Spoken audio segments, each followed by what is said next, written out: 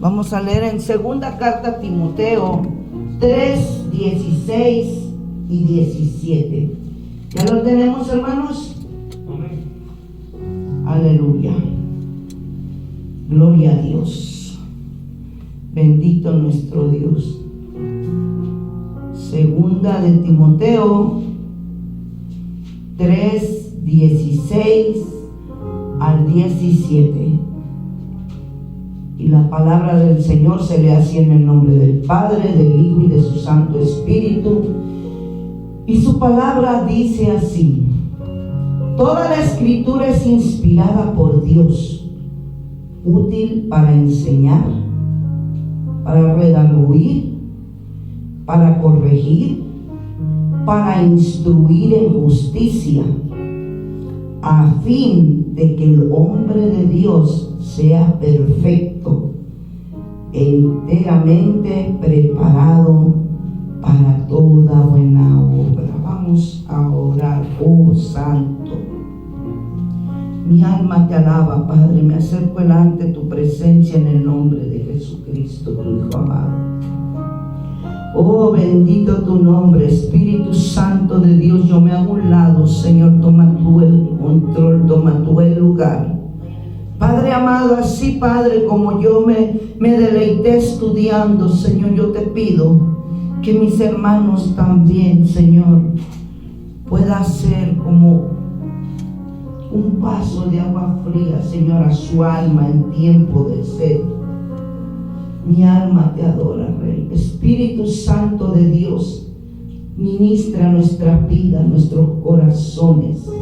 Sea usted enseñándonos en esta noche. Sea usted hablándonos, Señor. Sea usted hablando a través de mis labios, Espíritu Santo de Dios. Oh, mi alma te adora, Rey. No a nosotros, Señor, sino a tu nombre, gloria. No a nosotros, Papá. Recibe toda la gloria, Espíritu Santo. Glorifica mi Cristo amado. Gracias. Muchas gracias, Señor, en el nombre de Jesús. Amén. Puede tomar su asiento, hermanos. Y dice la palabra del Señor: toda Escritura es inspirada por Dios, útil para enseñar, para redarguir, para corregir, para instruir, a fin de que el hombre de Dios sea perfecto, enteramente preparado para toda buena obra. Y el tema de esta noche es la Biblia. Lamento que no estén, verdad, otros hermanos, pero bueno, Dios sabe, amén, estamos los que teníamos que estar. Y dice que la palabra Biblia del griego es tablia, los libros sagrados, que vienen del biblión y a su vez de papiro, el material que usaban para escribir en la antigüedad. La palabra Biblia viene del griego. En otras palabras, es más corto, ¿verdad? Dice los libros sagrados. Pero ¿cómo se escribió la Biblia, hermanos? Dice, no lo dice en la Biblia, pero según los estudiosos dicen que fue escrita por unos 40 autores. Se escribió en un periodo de 1500 años. Mire, 40 autores en un periodo de 1500 años. ¿Quién vive 1500 años? En diferentes tiempos, hermanos, en diferentes épocas. Fue escrita por hombres santos de Dios, por inspiración del Espíritu Santo de Dios. Y eso lo dice en segunda de Pedro 1, 19 al 21. Segunda carta de Pedro, capítulo 1, 19 al 21. Y dice así: tenemos también la palabra profética más segura. Esta es la profecía más segura, hermanos, a la cual hacéis bien en estar atentos, mire, como a una antorcha que alumbra en un lugar oscuro, hasta que el día esclarezca y el lucero de la mañana salga en vuestros corazones. Entendiendo primero esto, que ninguna profecía de la Escritura es de interpretación privada, porque nunca la profecía fue traída por voluntad humana, sino que los santos hombres de Dios hablaron siendo inspirados por el Espíritu Santo. Mire, hermanos, o sea que todo esto fue inspirado por el Espíritu Santo. Y acordémonos que al principio nadie tenía Biblias, tenían papiros, era a través de oral que se aprendía las escrituras. Aleluya. Pero vamos a ver qué dice. Vamos a corroborar que, mire, cómo dice, fue escrita por hombres santos de Dios por inspiración del Espíritu Santo de Dios. Vamos a corroborar, vamos a leer primero Hechos 1:16. Hechos 1:16. Aleluya. Dice así Hechos 1:16. Varones hermanos, era necesario que se cumpliera la Escritura, en que el Espíritu Santo habló antes por boca de David acerca de Judas, que fue guía de los que le prendieron a Jesús. ¿Quién dice que lo habló a David? El Espíritu Santo. Pero ¿en dónde hemos cumplido eso? En el Salmo 41:9, cuando David, guiado por el Espíritu Santo, escribe ese salmo y escribe ese versículo, Salmo 41:9.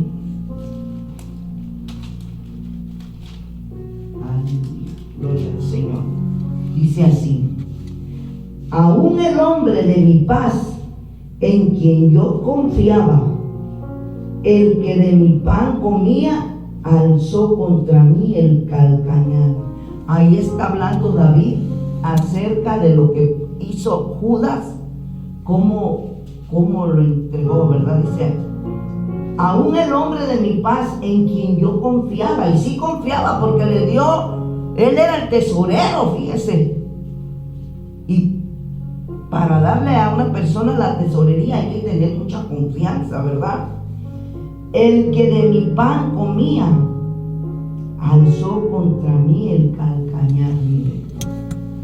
Entonces ahí vemos que realmente la palabra que habló David mucho tiempo atrás se cumple.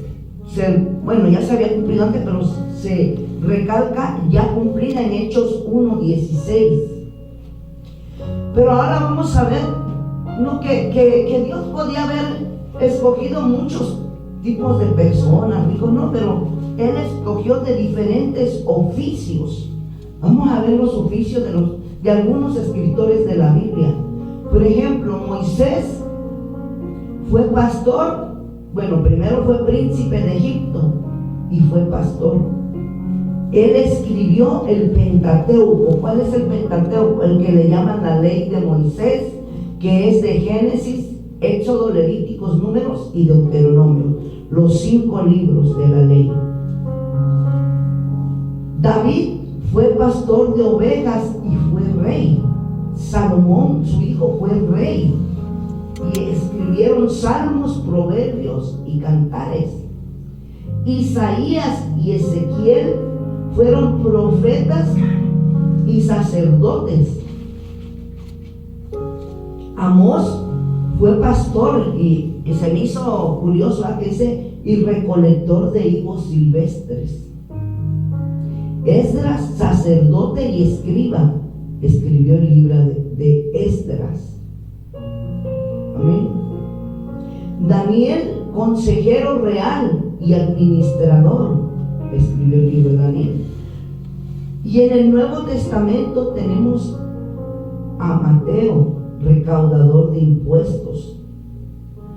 Lucas fue médico e historiador. Juan y Pedro, pescadores de Galilea. Pablo, quien se conocía como Saulo, teólogo, fariseo y fabricante de tiendas de campaña. Marcos fue misionero y asistente.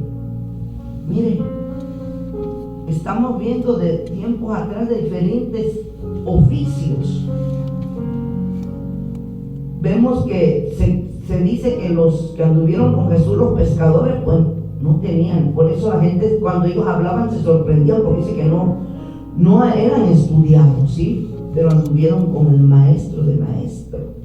Por eso es que ellos ahora hablaban diferente. Esto fue cómo se escribió, a través del Espíritu Santo, por 40 autores, por 1500 años. Pero ahora vamos a ver cómo está formada nuestra Biblia, la Biblia que usted y yo usamos. ¿Cómo está formada? No cómo la formaron. Porque eso de cómo lo formaron es otro estudio. Porque se formó a través de papiros, de arcillas, de piedras donde hacían escritos, de pieles. Fueron encontradas en ruinas. Ese es otro tema. Vamos a ver cómo está formada esta Biblia que usted y yo tenemos en la actualidad. Dice que está formada como una biblioteca de 66 libros. Como ya sabemos, escrita por 40 autores, y está dividida en dos partes, en Antiguo y Nuevo Testamento. En el Antiguo Testamento lo forman 39 libros que se dividen así.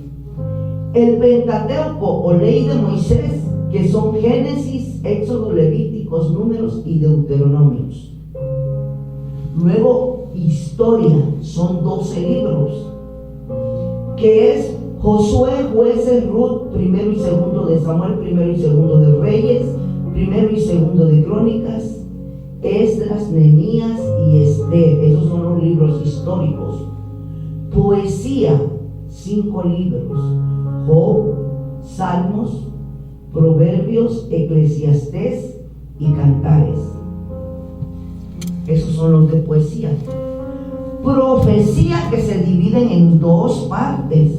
Se dividen en profetas mayores, que son 5 libros, que es Isaías, Jeremías, Lamentaciones, Ezequiel y Daniel. Y profetas menores, que se dividen en 12 libros. Pero no es mayores y menores porque sean más importantes los mayores, no. Se dividió así porque profetas mayores, porque son más grandes esos libros, y los menores son libros pequeños, y son Oseas, Joel, Amós, Abdías, Jonás, Miqueas, Nahum, Habacuc, Sofonías, Ageo, Zacarías y Malaquías. 12 libros. Perdón, 12 profetas menores y 5 profetas mayores, 17 libros en total. En el Antiguo Testamento vemos la preparación del Redentor.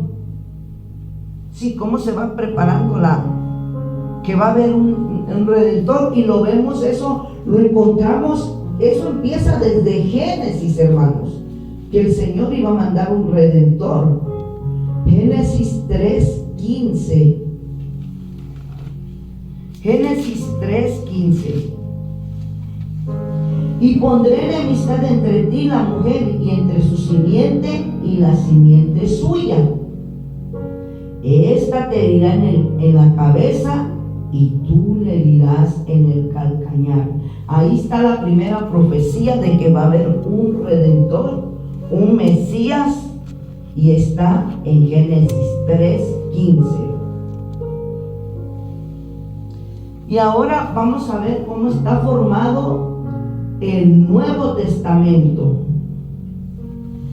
Y el Nuevo Testamento contiene 27 divisiones porque, se le dice libros, pero realmente no son libros. Y la primera división son 4 evangelios, pero 3 de ellos son signóticos, que del griego quiere decir ver juntos. Eso es lo que significa signóticos, ver juntos, ya que son muy similares al relatar la vida del Señor Jesús. Y vamos a ver un ejemplo. Vamos a leer primero Mateo 8, 23 al 37. Vamos a ver, esas lecturas son muy similares, por eso se le llaman signóticos, porque como es su definición, ver juntos. Mateo 8, 23 al 37, dice así: entrando en la barca, pero fíjese, pongamos atención a leer, que va a haber unas pequeñas diferencias. Y él entrando en la barca, sus discípulos le siguieron. Y aquí que se levantó en el mar una tempestad tan grande que las olas cubrían la barca, pero él dormía. Y vinieron sus discípulos y le despertaron diciendo: Señor, sálvanos que perecemos. Y él dijo: ¿por qué teméis, hombres de poca fe? Entonces levantándose reprendió a los vientos y el mar, y se hizo grande bonanza. Y los hombres se maravillaron diciendo: ¿qué hombre es este que aún los vientos y el mar le obedecen? Ahora vamos a Marcos 4, 35 al 41. Marcos 4, 35 al 41 dice: aquel día, cuando llegó la noche, mire, ya ve, Marcos agrega otras cosas, ¿verdad? Marcos 4, 35 al 41 dice: aquel día, cuando llegó la noche, les dijo: pasemos al otro lado. Y despidiendo a la multitud, le tomaron como estaba en la barca. Y había también con él otras barcas, pero se levantó una gran tempestad de viento y echaba las olas en la barca, de tal manera que ya se anegaba. Y él estaba en la popa durmiendo sobre un cabezal. Y le despertaron y le dijeron: Maestro, ¿no tienes cuidado que perecemos? Y levantándose reprendió al viento y dijo al mar: calla y enmudece. Y cesó el viento y se hizo grande bonanza. Y les dijo: ¿por qué estáis así amedrentados? ¿Cómo no tenéis fe? Entonces temieron con gran temor y decían el uno al otro: ¿quién es este que aún el viento y el mar le obedecen? Vio que es similar, pero Marcos le aumentó, le dijo otras cosas. Ahora vamos a Lucas 8, 22. Lucas 8, 22 al 25. Dice: aconteció un día que entró en una barca. Mire, vio cómo empezó diferente también. Aconteció un día que entró en una barca con sus discípulos y les dijo: pasemos al otro lado del lago, y partieron. Pero mientras navegaban, él se durmió y se desencadenó una tempestad de viento en el lago, y se anegaban y peligraban. Y vinieron a él y le despertaron diciendo: Maestro, maestro, que perecemos. Despertando él, reprendió el viento y a las olas, y cesaron, y se hizo bonanza. Y les dijo: ¿dónde está vuestra fe? Y atemorizados se maravillaban y decían unos a otros: ¿quién es este que aún los vientos y a las aguas manda y le obedecen? ¿Vio cómo cómo hablan de lo mismo, pero unos dicen una cosa, otros otra cosa, pero es lo mismo que están relatando, pero hay diferencia. Por eso es importante los evangelios sinópticos, porque dice su definición, que es ver juntos. Pero cada quien, por ejemplo, si yo le digo a mi hermana Ana, usted cuando me ve, ¿qué es lo que ve? ¿Qué es lo que ve usted para acá? Ella me va a decir unas cosas, pero si yo le digo al hermano Oscar, ¿usted qué ve? Él va a decir otra. Para empezar, la hermana Ana yo la tengo de frente, el hermano Oscar está aquí. Si le pregunto al hermano Ángel, ¿usted qué ve? ¿Usted qué es lo que ve al mirarme? No van a ver las mismas cosas. Por ejemplo, usted va a ver bien esto, pero él no. Él va a ver bien este ramo, pero usted no, porque están diferentes posiciones.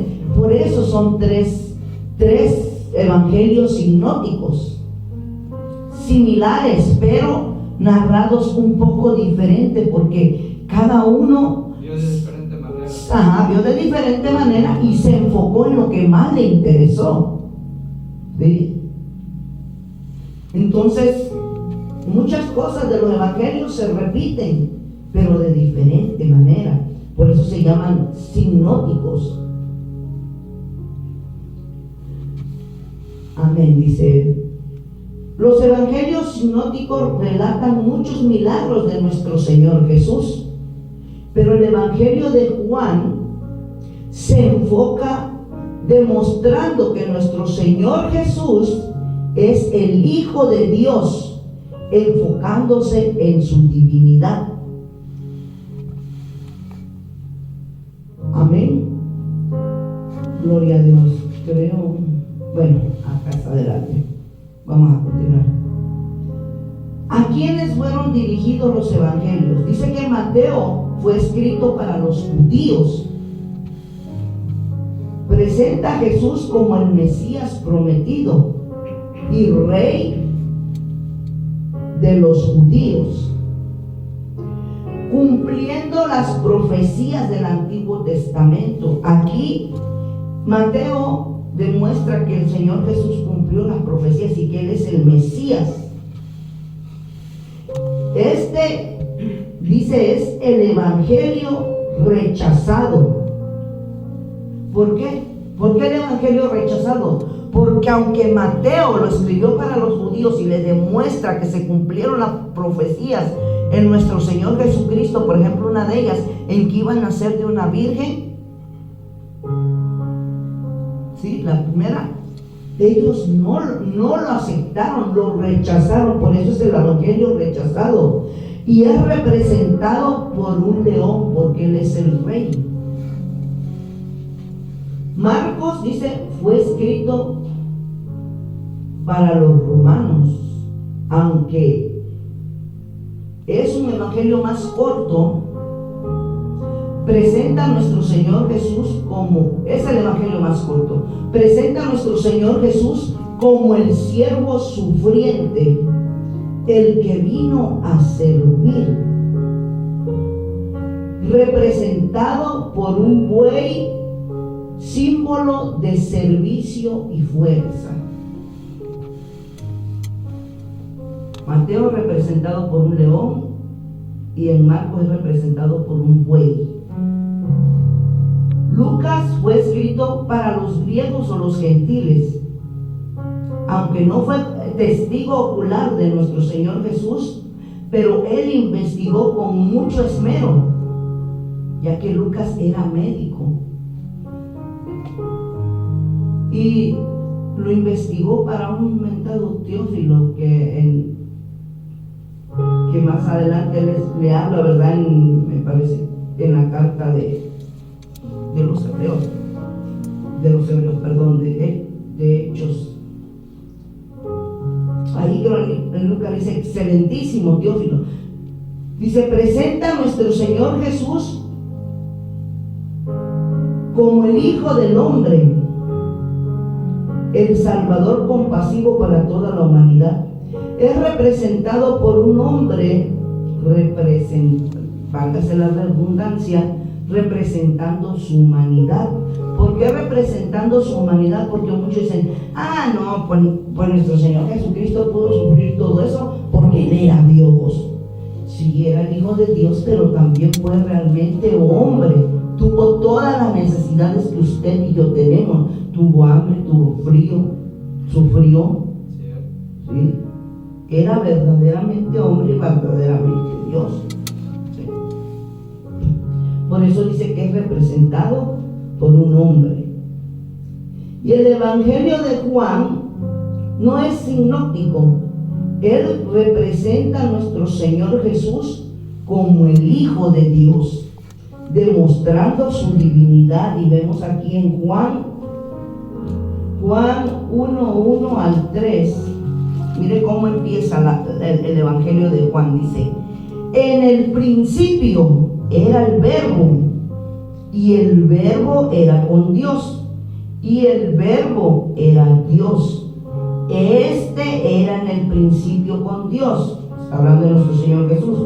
Todas las cosas por Él fueron hechas, y sin Él nada de lo que ha sido hecho fue hecho. Mire, en el principio el Verbo, dice, en el principio era el Verbo, y el Verbo era con Dios, y el Verbo era Dios, y ese es nuestro Señor Jesucristo. El Verbo, o sea, la palabra se hizo carne, y esa. Entonces vemos que Juan demuestra su divinidad, y en la carta de Juan, en el Evangelio de Juan habla mucho sobre eso. Juan es representado por un águila, porque su evangelio se eleva a las alturas de la divinidad. O sea, se eleva, o sea, él no se queda con lo de la tierra, él se va más allá, se va a lo divino.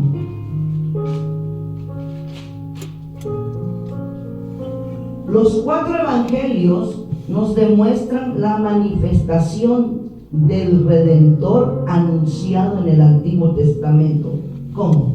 Si se acuerda que dijimos que en el Antiguo Testamento, aleluya, gloria a Dios, dice, gloria al Señor.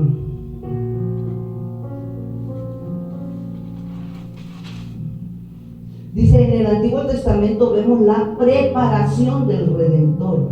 O sea, estaba preparándose para venir al mundo el Señor, y muchos lo esperaban. Pero ya aquí en los 4 evangelios nos demuestran la manifestación del Redentor anunciado en el Antiguo Testamento. Ya aquí se manifiesta nuestro Señor Jesucristo en los 4 evangelios, el Redentor anunciado en el Antiguo Testamento. La palabra evangelios de griego significa buenas noticias o buenas nuevas. También está formada por historia, que es el libro de los Hechos. Narra los inicios de la iglesia primitiva y la expansión del cristianismo. Acuérdense que ahí cuando recibieron el bautismo del Espíritu Santo y fueron esparcidos para predicar el Evangelio, que es la proclamación del mensaje del Redentor. Porque aquí ya nuestro Señor Jesucristo, el Redentor, ya había muerto, pero como se les apareció y les dio pruebas, ellos creyeron. Entonces empezaron a repartir o a divulgar el Evangelio, la proclamación del mensaje del Redentor, proclamando que nuestro Señor Jesucristo ya había venido, y todo aquel que le aceptare se hiciera cristiano, ¿verdad? Y tuviera la misma promesa que nosotros tenemos, que un día vamos a ser transformados. ¿Amén? Las epístolas paulinas, cartas escritas por el apóstol Pablo, y epístolas generales, cartas escritas por otros apóstoles. Pedro, Santiago, Juan y Judas. Estos dos grupos de cartas juntas también se les llama epístolas generales. Estas cartas explican la obra del Redentor. ¿Sí? Ahí ya ve que Pablo es el que da la doctrina, explica cómo es que los dones, que en Romanos, por ejemplo, que si confesares con tu boca que Jesús es el Señor y creyeres, Romanos 9 y 10, que si confesares con tu boca que Jesús es el Señor y creyeres en tu corazón que Dios le levantó de los muertos, serás salvo. Porque con el corazón se cree para justicia, pero con la boca se confiesa para salvación, ¿verdad? Entonces, estas cartas explican la obra del Redentor. Y en Pedro, donde vemos que dice el Señor en 1 Pedro 1:6, sed santos porque yo soy santo. Entonces ahí explican la obra del Redentor y lo que también nosotros tenemos que tratar de buscar. Y por último, la profecía, que es el Apocalipsis. Escritos que revelan eventos del fin de los tiempos, ofreciendo un mensaje de esperanza. Apocalipsis es la consumación de la obra del Redentor. Sí, es la consumación porque ahí es donde va a estar al final, cuando ya el Señor tome el control de todos, al Rey de Reyes, y ya no haya mal, el diablo va a ser echado al lado del fuego junto con sus demás seguidores. Y ahí es donde se va a acabar todo esto, ¿verdad? Y vamos a reinar con Cristo si nos portamos bien y le seguimos como Él quiere que le sigamos. Estos 66 libros escritos por 40 autores tratan de diversos asuntos con un solo tema principal. ¿Saben cuál es el tema principal? La redención del hombre. Ese es el tema principal. Porque como vimos en Génesis, desde el principio el Señor prometió un redentor. Por causa de que el hombre pecó y nos separamos de Dios por el pecado, tenía que haber alguien que nos volviera a reconciliar con el Señor. Y ese fue nuestro Señor Jesucristo. Por eso el tema principal de la Biblia es la redención del hombre. Siempre ha sido eso. Dice, fue escrita en 3 idiomas: hebreo, arameo y griego. Mire, la Biblia, el libro más vendido, es uno de los libros más antiguos, pero su lenguaje está actualizado a nuestros días. Y sí, ya ve que por ejemplo, donde dice que habrán terremotos y guerras y todo eso lo estamos viendo. Y también, no me acuerdo qué carta es Timoteo o Tito, no me acuerdo, donde dice que, creo que es Timoteo, pero no me acuerdo qué capítulo, ni qué versículo, ni si primero o segunda, donde dice que en los últimos tiempos, dice, vendrán, dice, hombres engañadores, amadores de sí mismos, dice, y habla de tantas cosas que ahora vemos. Entonces, aunque es el libro más antiguo, es como que si usted leyera un periódico del día o las noticias del día. Dice que por haberse enfriado el amor, por causa de la maldad, el amor de muchos se enfriaría, que crecería la maldad, y lo estamos viendo, hermanos. Cuánta maldad hay en estos tiempos. Antes se le podía dar raite a las personas. Si usted iba en carro, veía una persona sola, pero ahora ya no, porque arriesga su vida. Entonces, aunque es muy antiguo, está actualizado a nuestros días. A pesar que no han querido exterminar, no han podido. Mientras más han querido acabar con la Biblia, más cristianos se levantan. Ha sido reproducida en muchos idiomas diferentes por todo el mundo, que es el libro más leído y vendido. Muchas de sus profecías han sido cumplidas con referencia a nuestro Señor Jesús y eventos mundiales, como dice la palabra misma. Amén. La Biblia también es conocida como la palabra inspirada de Dios, la revelación de Dios al hombre, la regla inefable de fe y conducta superior a la conciencia.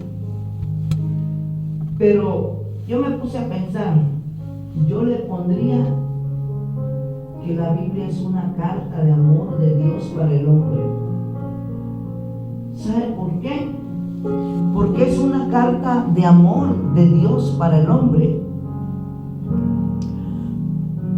Bueno, los que lo vivieron, pero usted y yo que la leemos, por eso digo que la Biblia para mí es como una carta de amor de parte de Dios para el hombre, porque nos muestra cómo, a pesar de que los primeros seres humanos que Él puso en el huerto del Edén le dio todo, solo una cosa les pidió: que no comieran del fruto de la ciencia del bien y del mal. Era todo lo que les dijo. Mas sin embargo ellos desobedecieron. Y les digo, porque el día que comieren del fruto morirán. Pero como todos sabemos que vino la serpiente y los engañó, bueno, a Eva, a Adán no, Adán comió porque él quiso, porque él sabía que Dios podía matar a Eva y darle a otra mujer, pero él llamaba a Eva. Entonces, la carta de amor, porque pone ese ejemplo, cómo ellos pecaron y sí recibieron un castigo, que fue ser echados del huerto del Edén, y que iban a trabajar, iban a ganar con el sudor de su frente, y la mujer tener los hijos con dolores.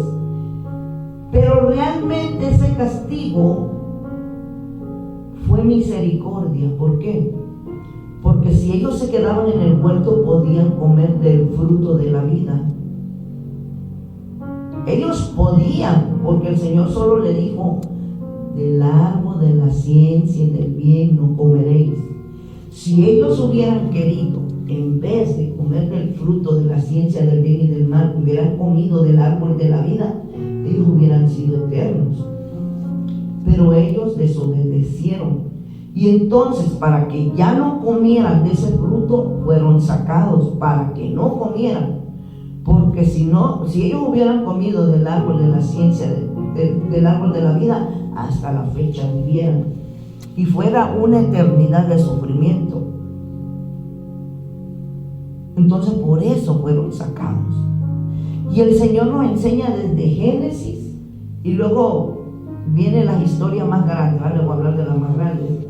En Éxodo, cuando le da las leyes a Moisés y le dice que cumplan, y en Deuteronomio que les dice que escojan la vida, y que ahí está la vida y la muerte, que escojan la vida. Y como el Señor siempre los previene, pero como la humanidad desobedece, es castigada. Entonces es una carta de amor para mí, que nos advierte que el Señor es bueno, que nosotros tenemos la Biblia, pero si desobedecemos, también vamos a ser corregidos, porque como dice en el Nuevo Testamento, que al que ama corrige, y si no somos corregidos, es que somos bastardos, no somos hijos. Entonces nos corrige por amor. Entonces es una carta de amor que nos previene. Muchos le tienen miedo al Apocalipsis, pero ella también es la carta de amor de Dios. Yo así lo veo. ¿Sabe por qué? Porque cuando usted lee Apocalipsis, usted se da cuenta de todo lo que va a venir a esta tierra. Y mucha gente por eso no quiere leer Apocalipsis, porque ahí habla de cosas terribles. Y más si usted tiene una imaginación, se imagina todo eso. Pero si muchos dicen, no, yo no leo Apocalipsis porque me da miedo. Pero si nos damos cuenta, el Señor dejó escrito Apocalipsis, se lo dio a Juan por amor a usted y a mí, para que usted y yo, al ver todo lo que va a suceder, nos esforcemos más y no nos quedemos a esa gran tribulación. Entonces, yo dije, yo le pondría que la Biblia es una carta de amor de Dios para el hombre, porque nos muestra su amor. Y no digamos al enviar a su Hijo a morir por usted y por mí, cuando ya estamos destituidos de la gloria de Dios. Pero el Señor por eso vino. Entonces, por eso digo que para mí, yo le pondría una carta de amor de Dios para el hombre, porque aquí hay varias referencias de la Biblia. Entonces, la Biblia fue escrita para obedecerla, leerla, y a través de que nosotros la leemos, dice que renacemos. Eso dice en Primera de Pedro 1:23. Vamos a ver qué dice en Primera de Pedro 1:23. Se me olvida lo que dice, pero ahorita nos acordamos. Primera carta de Pedro 1:23. Siendo renacidos, no de simiente corruptible, o sea, quiere decir no de hombre y mujer, sino de incorruptible, por la palabra de Dios, que vive y permanece para siempre.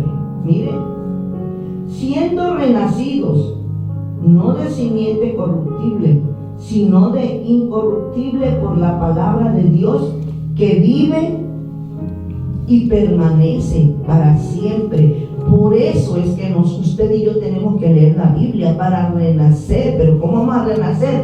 Al ver lo que dice la palabra. El Señor nos redarguye que dejemos de hacer las cosas que a Él no le agradan, o tal vez estamos haciendo cosas que no parecieran o que no se ven malas, pero que nos están quitando el tiempo, que no son malas, pero nos quitan el tiempo. Entonces el Señor a veces, al leer la palabra, nos habla a través de su palabra, ¿verdad? Y ahí renacemos de la palabra de Dios. ¿Se acuerda cuando el Señor le dijo a los apóstoles: vosotros ya sois limpios por la palabra? Ya sois limpios por la palabra. ¿Por qué? Porque habían oído la palabra y habían cambiado sus hábitos, sus caracteres, muchas cosas habían cambiado en sus vidas, así como usted y yo cambiamos muchas cosas en nuestras vidas. Nosotros, si vemos una foto de cuando andamos en el mundo y vemos una ahorita de nosotros, ya no nos parecemos. Es más, yo ya ni tengo fotos del mundo. Cuando uno andaba ahí todo y con los aretotes y las falditas, ¿verdad? Pero ya, gracias a Dios, el Señor nos va limpiando a través de leer la palabra, a través de que nos han enseñado qué es lo que le agrada a Dios y qué es lo que no le agrada. Y dice que la Biblia fue escrita para nuestra enseñanza. Romanos 15:4.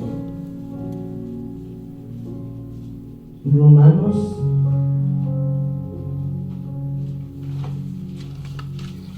15:4.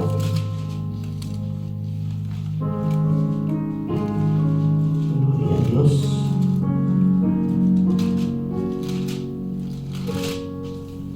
Dice así: porque las cosas que se escribieron antes para nuestra enseñanza se escribieron a fin de que por la paciencia y la consolación de las Escrituras tengamos esperanza. Miren, porque las cosas que se escribieron antes para nuestra enseñanza se escribieron, ¿como qué, hermanos?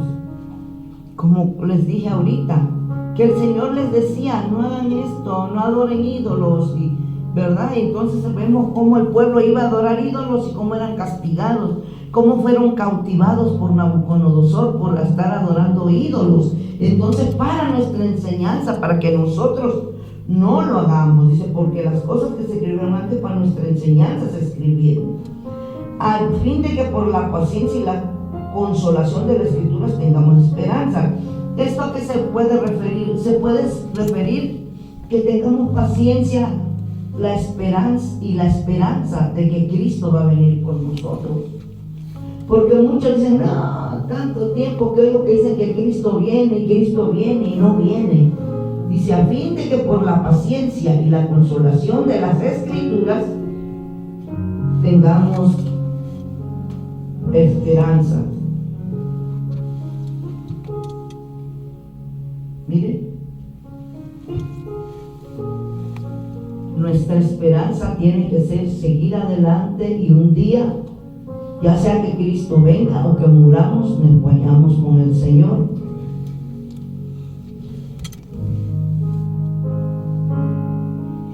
¿Y por qué para nuestra enseñanza? Claro que vamos a tratar siempre de hacer lo más recto, pero somos humanos y a veces fallamos. Y cuando fallemos, y al leer la Escritura y vemos cómo otros hombres y mujeres que fallaron también pidieron perdón, se arrepintieron de todo corazón, y el Señor les dio otra oportunidad. Yo mucho antes yo decía: bueno, ¿por qué dice la Biblia que David es conforme al corazón del Señor? Si el Señor es santo y David pecó, David adulteró con una mujer y luego mató a Urías, al esposo. Y luego, ¿verdad? Yo decía: pues mataba a mucha gente en la guerra. Pero David se arrepentía, y David era un adorador por eso, porque Dios lo perdonaba, porque se arrepentía de corazón. Y era un adorador. Mire, el libro de los Salmos, ¿cuántos salmos no le escribió al Señor? Entonces,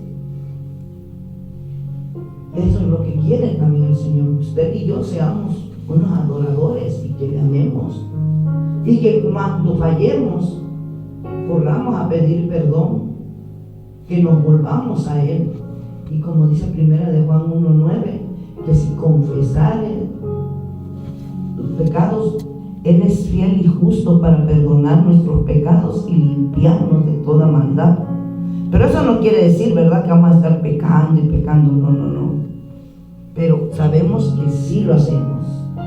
Sí lo hacemos, por más que nos cuidemos, por más que no querramos, a veces hasta por estar ahí poniendo atención a cosas que no debemos, ¿verdad? Entonces, de una u otra forma, pecamos. Vamos a ver qué dice Mateo 5:18.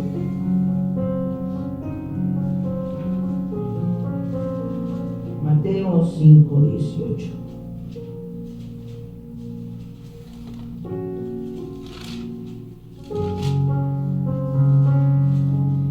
Porque de cierto os digo que hasta que pase el cielo y la tierra, ni una jota ni una tilde pasará de la ley hasta que todo se haya cumplido. Mire, porque de cierto os digo que hasta que pasen el cielo y la tierra, ni una jota ni una tilde pasarán de la ley hasta que todo se haya cumplido. todo lo que está escrito, hermanos, se va a cumplir. Todo, sin excepción. Hemos visto que la Biblia fue escrita por 40 hombres en un periodo de 1500 años. En diferentes épocas fueron escritas y hemos visto que todas las escrituras concuerdan y las profecías se han cumplido. Se ha cumplido la profecía de Génesis, así también se cumplirá en nosotros las promesas. Porque aunque se escribe que fueron 40 autores inspirados por el Espíritu Santo, el verdadero autor, hermanos, es el Señor. El Señor Dios. Por eso dice en su palabra: sécase la hierba, marchítase la flor, mas la palabra del Dios nuestro permanece para siempre. Y esa palabra permanece en su corazón y en el mío. Y esa palabra es la que nos transforma. Por eso tenemos que escudriñar las escrituras, ¿verdad? Gracias a Dios que nosotros sí las tenemos ya. Los antiguos no las tuvieron, pero nosotros tenemos la dicha de tener la palabra del Señor. Y aprovechémosla, porque el escudriñar la escritura, como dijo el texto, nos hace renacer, nos cambia, nos transforma, nos redarguye y nos quita todo lo que a Dios no le agrada. Amén. Vamos a orar. Padre amado, bendito Rey de gloria, maravilloso Dios de misericordia, Señor, yo te doy gracias, Señor, muchas gracias, Padre. Realmente yo disfruté este estudio cuando lo escribí. Espero que así también mis hermanos, Señor, lo hayan disfrutado, Padre. Oh, bendito tu nombre. Ayúdanos, Señor. Ayúdanos a valorar tu palabra, Padre. Mira, Señor, esas personas que escribieron, esos autores, esta palabra, Señor, sufrieron mucho por causa de ella. Padre mío, los primeros cristianos, Señor, que fueron echados en el Coliseo y devorados por leones, Señor, con sus familias. Te damos gracias, Señor, que nosotros no vivimos ese tiempo, Señor. Pero también te pedimos que nos ayudes para que tampoco vivamos, Padre, ese tiempo del Apocalipsis. Que busquemos tu rostro, nos preparemos, Señor, cada día, para cuando tú vengas, Señor, podamos ser levantados, o el día que tú nos llames, podamos estar listos. Oh, Padre, yo te pido por mis hermanos que no vinieron. Visítalos, toca sus vidas, toca sus corazones, Señor. Redarguye sus mentes, Padre. Si alguno está enfermo, pon tu mano de sanidad en ellos. Te pido también, Señor, por la abuelita de Alejandra, Padre, y de Tania. Visítala allá donde está, en ese hospital. Pon tu mano de sanidad. Gracias, Señor. Gracias, Rey. Te adoramos y te bendecimos. Te damos gloria y honra porque tu palabra permanece para siempre. Porque tu palabra nos ha transformado, nos ha cambiado, Señor. Nos ha hecho nuevas criaturas. Gracias, mi Rey. Recibe toda la gloria, Señor. Recibe toda la honra, la alabanza, la adoración. Tú eres digno. Te adoramos y te bendecimos. En el nombre que es sobre todo nombre, en el nombre